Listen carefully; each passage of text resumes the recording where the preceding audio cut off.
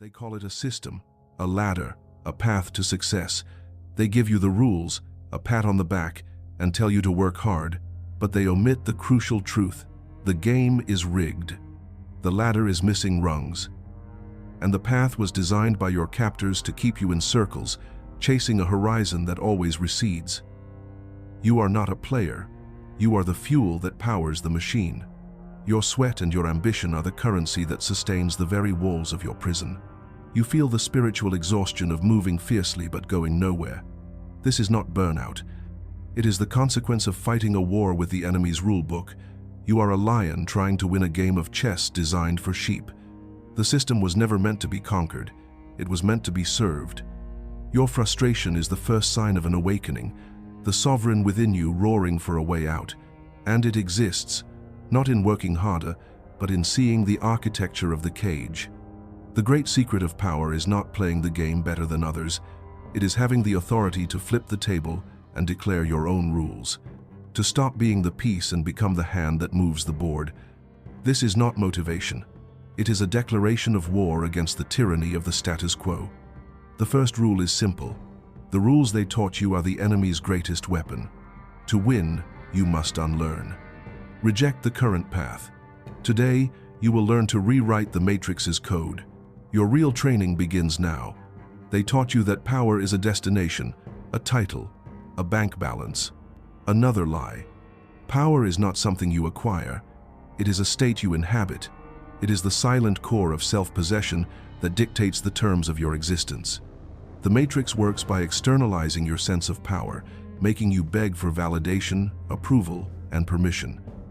Machiavelli understood this. It is better to be feared than loved, he wrote. This is not a call for cruelty, but for psychological physics. Love depends on others. It is external and conditional. Fear, in the Machiavellian sense, is respect for your agency, a force that is internal and unconditional. To be sovereign is to move your locus of power inward. You stop asking, "What do they want?" and start declaring, "This is what I require." You stop seeking to be liked and start demanding to be respected. This shift makes you uncontrollable, immune to manipulation. Nietzsche called this the will to power. The will to overcome the self, to crush the inner voice that seeks approval.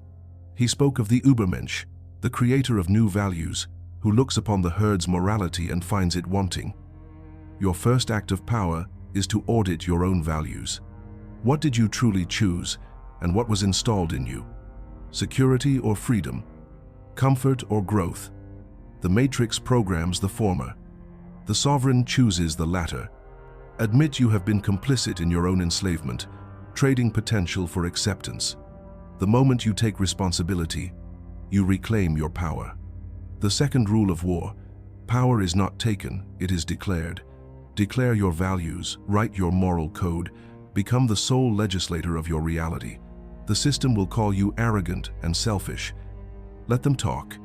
A lion does not concern itself with the opinion of sheep. The Matrix controls you with sophisticated psychological warfare.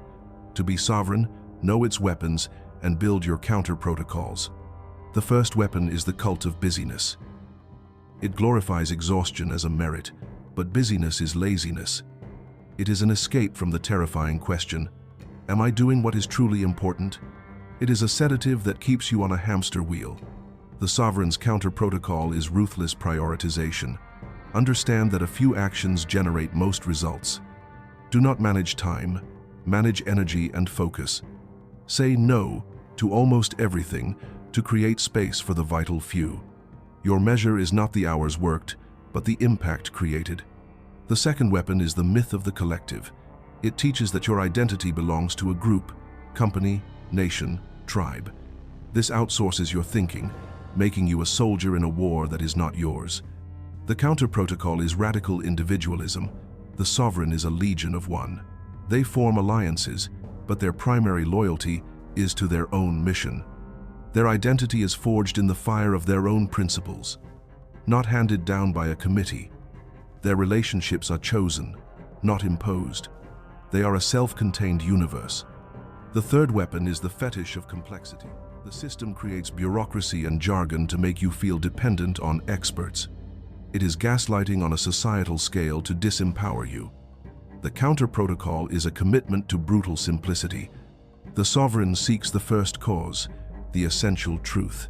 Genius does not complicate. It simplifies. It cuts through the noise and exposes the mechanisms of control. By seeking simplicity, you become the one who sees in a world of the blind. The final stage is the annihilation of the inner slave, the part of you that craves safety and fears judgment. You do not negotiate with it, you starve it. Every time you choose discomfort over comfort, you weaken it. Every time you act on your own authority, you replace it. This is the process of becoming what you are. It requires the courage to be misunderstood, to be alone, to face your potential without guarantees. The sovereign's path is unwritten. You draw it with every decision. What is the first step? The silent decision to stop asking for permission to be powerful. Grant that permission to yourself. Now, ask yourself, what would I do if I were not afraid? And then, do it. One small step is a declaration that you no longer play their game. You are the new rule maker. The path will cost you your comfort, but it will give you everything in return, yourself. You have survived the noise. You have reached the core of the message. This alone separates you from the distracted herd. Do not ignore it. It is a sign that the sovereign within you is awake. The words you have heard are a seed of fire, planted in the soil of your discontent. The transformation is inevitable. Many will feel a fleeting inspiration and return to the anesthesia of the matrix. But you are not them. The next action is a ritual, a pact with your own ambition. When you write "I am sovereign" in the comments, you are not typing words.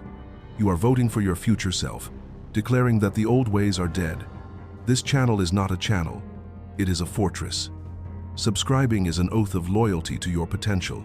The pact is made, the seed is watered. Now go, take this clarity, this fire, and let it illuminate your next decision. Unleash the sovereign.